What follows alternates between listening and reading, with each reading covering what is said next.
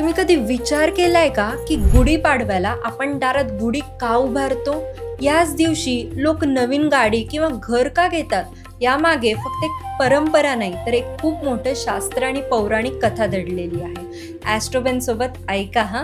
शास्त्रानुसार हे जग, ही सृष्टी आजच्याच दिवशी निर्माण झाली आहे.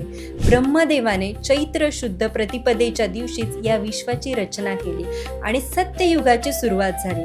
म्हणून हा दिवस केवळ नवीन वर्ष नाही तर सृष्टीचा वाढदिवस मानला जातो.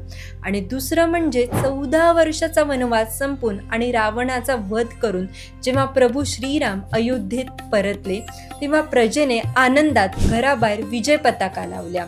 तीच विजय पताका आपली गुढी. हे प्रतीक आहे विजयाचं, आनंदाचं आणि एक नवीन सुरुवातीचं. तर आता प्रश्न येतो की याच दिवशी लोक नवीन गाडी किंवा घर किंवा सोनं का खरेदी करतात बरं?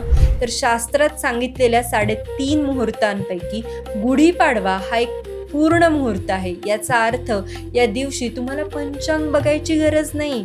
सूर्योदयापासून ते सूर्यास्तापर्यंतचा प्रत्येक क्षण शुभ असतो. कोणती नवीन गुंतवणूक किंवा वास्तुशांती करण्यासाठी हा दिवस अत्यंत पॉवरफुल मानला जातो.